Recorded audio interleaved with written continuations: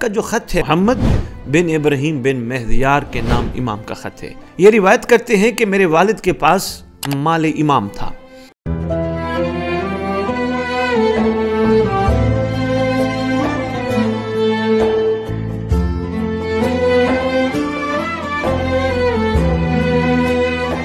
औज़ुबिल्लाहि मिनश्शैतानिर्रजीम बिस्मिल्लाहिर्रहमानिर्रहीम। मौज़ूद सामीन काबिल कद नाज़रीन, इमाम ज़मान अलैहिस्सलाम के ख़तूत मुबारक यानी तौक़ियात के हवाले से हम आपके खिदमत में प्रोग्राम लेकर हाजिर खिदमत हुए। और माशाअल्लाह जिस तरह आपने पिछले प्रोग्राम में तौक़ियात पे अपनी खूबसूरत न सिर्फ राय का इजहार किया और बल्कि आपने अहद भी यकीनन दिलों में किया होगा कि हम भी इमाम के इश्क में इस तरह अपने आप को मसरूफ़ रखेंगे कि हमारे किसी अमल की वजह से इमाम को तकलीफ़ ना हो, क्योंकि अच्छा भी वही होता है कि जो अपने महबूब को राज़ी कर सके। मुहिब उसे कहते हैं ना, महबूब को राज़ी कर सके। आज का जो ख़त है मोहम्मद बिन इब्राहीम बिन मेहदियार के नाम इमाम का ख़त है। ये रिवायत करते हैं कि मेरे वालिद के पास माल इमाम था और इमाम हसन अस्करी अलैहिस्सलाम की शहादत के बाद मैं शक में मुब्तला हुआ। उन्होंने वो माल जमा किया, सबको इकट्ठा किया और कश्ती पर सवार हो गए और मैं उन्हें विदा करने के लिए उनके साथ निकला। कहते जो ही वो कश्ती में निकलने लगे, अचानक वो बुखार में मुब्तला हो गए और उन्होंने तकलीफ़ इतनी हो गई कि उन्होंने कहा मेरे बेटे शायद मौत नज़र आ रही है। कहते मेरे वालिद वफ़ात पा गए। अपने दिल में ख्याल किया कि मेरे वालिद कभी भी किसी गलत चीज़ की हरगिज़ मुझे वसीयत ना करते। उन्होंने जो वसीयत की है यकीनन उसमें कोई राज है। मैं ऐसा करता हूँ, ये माल उठाकर इराक़ जाता हूँ, दरिया के किनारे घर किराए पे लेता हूँ, किसी को कुछ नहीं बताता।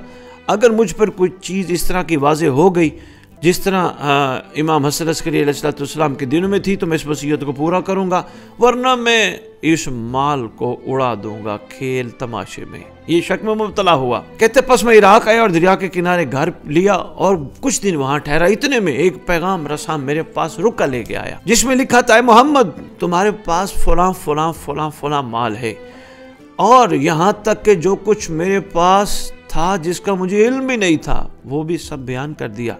बस मैंने वो माल उस पैगाम रसा के हवाले कर दिया और कुछ दिन इस तरह रहा कि सर भी ना उठा सका, गम व हुज़्न में मुब्तला रहा। फिर मेरे लिए एक तौक़ी ख़त इमाम की तरफ से वारिद हुआ कि हमने तुम्हें तुम्हारे बाप की जगह पर खड़ा कर दी है, बस अल्लाह की हम्द बजा लाओ। करीमी देखिए, पहली बात तो ये है कि हर चीज़ पे सरकार की नज़र है। कोई भी माल इमाम यानी जो हक है इस घर का उसको अगर इस्तेमाल भी करे तो इमाम को पता है कौन किस तरह कहाँ कैसे इस्तेमाल कर रहे हैं। और कोई इमाम का माल इमाम तक पहुँचाने में यानी इमाम की मर्ज़ी के मुताबिक खर्च करने में मसरूफ़ हो तो सुभान अल्लाह। तो फिर अगर कोई अपनी तौबा कर भी ले तो फिर भी करीमी फरमा के उसको ओहदा ही दे देते हैं। अब तेरे बाप वाला ओहदा हम तुझे देते हैं, बस अल्लाह से डरते रहो।